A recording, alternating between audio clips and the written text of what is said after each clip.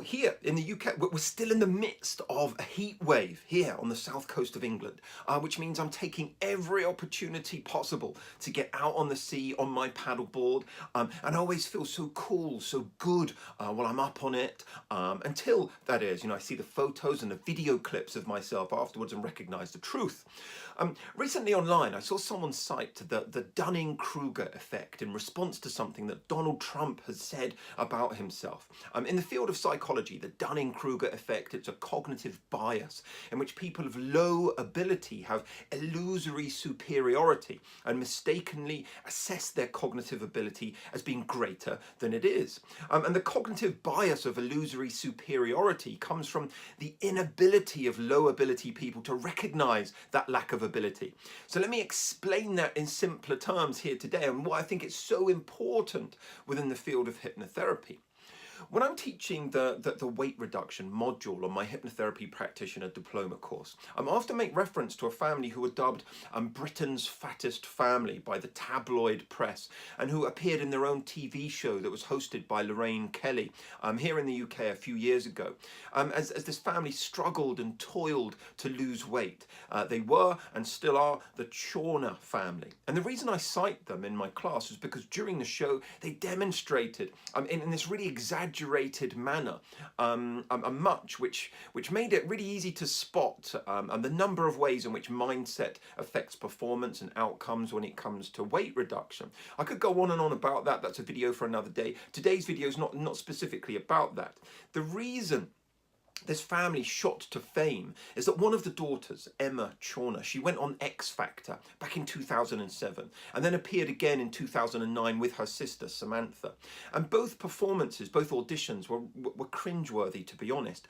And they looked like fairly humiliating experiences for these girls as they just could not sing, yet they firmly believed they were brilliant singers.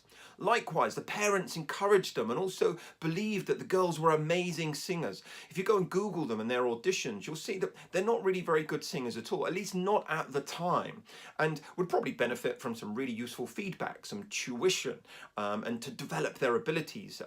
Anyhow, one of the TV shows that they featured in, one of the family members insisted that Emma was going to be this majorly successful singer. The father went and remonstrated with Simon Cowell after he'd given some honest feedback, as he tends to do on the show. And the father suggested, Simon Cowell's missing out by dismissing my daughter. And this kind of TV singing audition, it's not rare. We get to see all of those auditions in the early stages of the show before it gets to those live stages. And you can watch loads of those on YouTube, and they're laughed at greatly and give the show this kind of comedic element before the serious singing gets underway in the live shows. And many of these people firmly believe they are incredibly good singers and performers, when perhaps they're not. Last weekend, at the end of my most recent diploma course, the students and I, we hired out a karaoke bar, and here's a shot of me in action, belting out the high notes to the extent whereby it felt as if my appendix had burst. Anyway, while I sang like the ghost of Sinatra to many songs, others there seemed to believe that they were better than they actually were, especially after a few glasses of something or other. Outside of singing, most of us know at least one person who believes they're gifted at something that they're actually not very good at. The footballer who can't really kick, the teacher who can't really teach, or the hypnotherapist who sends clients running to the door and certainly would not recommend them at a later date. And so, as I said, this is called the Dunning-Kruger effect, after psychologists David Dunning and Justin Kruger. In a classic paper that appeared in the Journal of Social and Personality Psychology back in 1999, they show empirically that the least competent people often believe they are among the most competent. And their explanation for this is pretty simple, to be honest. That is that unskilled people typically lack the skill that's necessary to evaluate their own skill. That is, the skills needed to be competent at a particular task are virtually identical to those required to evaluate one's one's competence. Bad teachers often can't tell that they're poor at explaining things because they lack an understanding of how to explain things. People who aren't funny often don't know they're not funny because they lack an understanding of what is actually humorous. Now, the irony with regards to hypnotherapists is that this is our subject. Our awareness should be high. Being aware of our own competence, it's a metacognitive skill. That is the ability to examine one's own thoughts. To do this effectively, we need to be objective, neutral. We need to let go of all of our preconceived ideas about ourselves instead of thinking and blindly believing that we are so smart and awesome. But obviously everybody's awesome. But anyway, in the field of hypnotherapy, most know about these metacognitive skills, but few honestly have them or use the skills necessary to actually judge performance or our own ability. Heck, you can test this. Try a little experiment. The next time you're out with a group of friends or out with a group of colleagues, or even on a forum online, ask people to raise their hands or any other way to indicate whether they believe they're above average, average, or below average on virtually any trait that most people share to some degree, like intelligence or likableness. Defying statistical odds, most people will say they're above average, at least in Western cultures. Though most of us aren't great at judging our own competence, those worst at a skill will be the poorest judges of all. In one study, Dunning-Kruger asked college students to self-rate how favourably their logical reasoning abilities compared to their peers. They also asked the students to take an actual test of such abilities. The results were stunning. They're incredible. The participants who were least competent at logical reasoning overestimated their abilities to the greatest extent. Though they believed they rose to nearly the 70th percentile, they were actually in the 12th percentile on average. So critical thinking, logical reasoning, these are the very skills needed to be effective at judging our own abilities, and they're crucially mainly absent in hypnotherapy trainings. Many trainings simply give a singular perspective, they spoon feed, or they offer up this non-evidence-based approach that is just accepted. There's a lot of received wisdom that goes unchallenged, and it's all spoon-fed to students that have invested a lot of money, a lot of time, a lot of belief in what they're being taught. When they practice in class with very willing subjects who give loaded praise and biased feedback about the technique and the way it was delivered. And this sets a trend and a mindset going forward. There are parallels in other studies that bear this out. In a 2004 study appearing in the Journal of Medical Education, entitled Clinical Skills in Junior Medical Officers, a comparison of self-reported confidence and observed competence. Researchers asked medical residents to self-rate their competence regarding a variety of common medical procedures.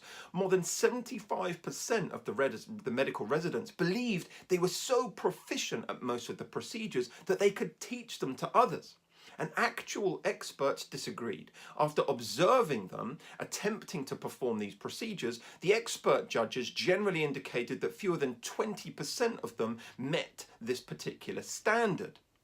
Now, despite being junior medical officers, these research participants had many years more training and education than any hypnotherapist has ever had. It's important to have confidence. Don't get me wrong. Okay, it's important to have confidence in what you do. That's going to be well received by the patient that you're working with. They'll feel like they're in good hands, and it will also contribute to them getting better directly, even in the absence of a good strategy.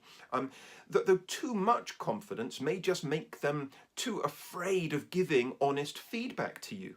However, the next time you think that you're the best at hypnotherapy, stop and consider whether you may be an unwitting victim of the Dunning-Kruger effect. While your skills may indeed warrant such a title, it may also not be the case. You may have hopes of improvement and career development, and they are unlikely to happen if you do not recognize that there's any room for improvement.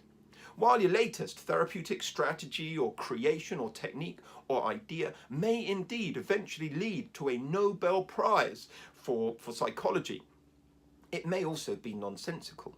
Worst of all, you might not be able to tell the difference, at least not on your own. So luckily, there's a surprisingly simple antidote to the Dunning-Kruger effect: feedback.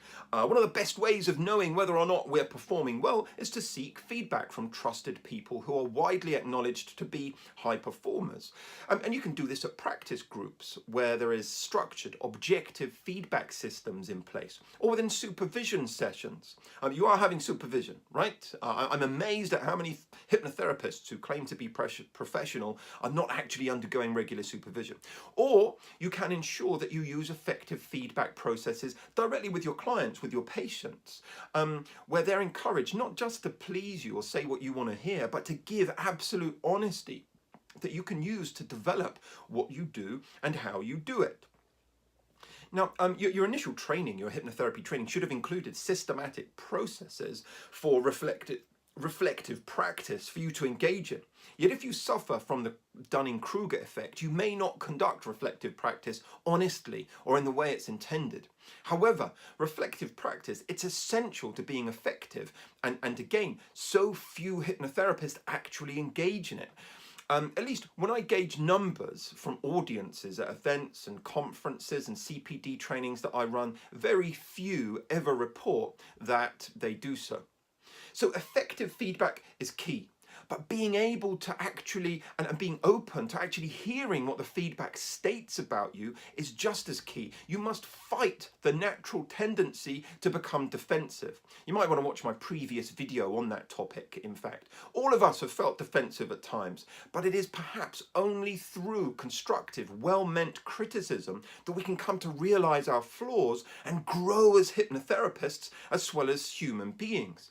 With the right guidance, maybe more of us will live up to our own self-perceptions, and thus we can move this field of ours forwards.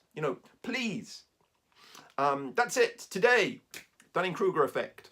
Do subscribe to this channel. Do go visit my college website for details of our awesome training courses. I'm off surfing. Best wishes.